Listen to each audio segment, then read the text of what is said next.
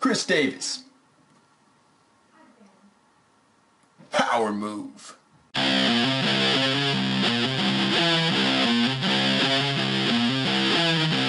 Hey, what's going on? It's Joey Myers from the Hitting Performance Lab, and in this Part 4 video to the Hitting Backwards 4 Common Mistakes Hitters Make video series featuring Chris Crush Davis, we're going to go over two different things.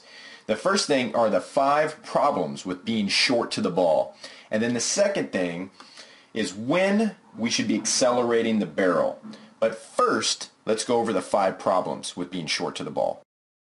So here's one of my students. He's an 8th grader. He's getting ready to go into high school. And this was taken in one session. So one swing is the before, the other swing is the after. And what we did was we added a foot to his barrel path. Now when we talk about the 5 problems of being too short to the ball, number 1 is we want to be a knockout puncher, not a jab puncher. Okay, if you clocked your jab, you can probably throw a faster jab than you can a knockout punch. But the difference is that we have our torso and spine behind the knockout punch. We're not going to knock anybody out with the jab. The next thing is if we want to live, we want to get hit by a motorcycle going 60 miles an hour than a train going 30 miles an hour. So we want to make sure when that barrel's coming through the zone that it's a train going 30. So to the brain it might feel like it's going slower because we're not being as handsy with our swing, but it's going to have a lot more force and impact behind it. The third thing is we're not long in the zone. So I have my hitter paused in this position. Now it's almost the same similar position, but the next frame you're going to see him getting really short to that ball versus when we added that extra foot to his barrel path. So it gives us more margin for error. And the fourth thing is that we get a weakness to off-speed pitches. Whenever we're not long in the zone with the barrel, we're going to have a hard time. If we're late on the ball, we're going to end up missing it like in this swing here. The last thing is that we want to accelerate the barrel at the right time.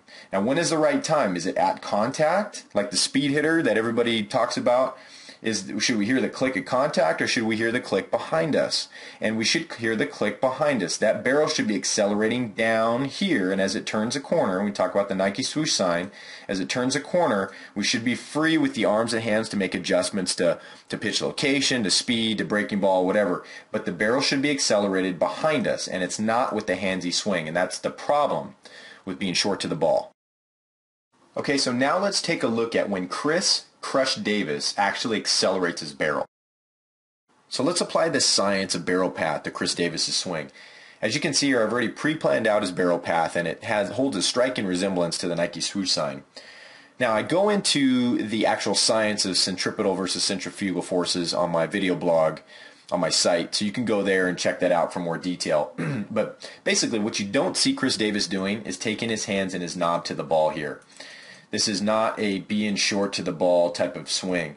What you actually are seeing him do is what Norberto put into perfect words, better description, is he's tracing the plane of the pitch with his knob. Okay, much more accurate description on what's happening here as he accelerates the barrel deep, turns the corner, and ends his energy transfer from body to barrel to ball.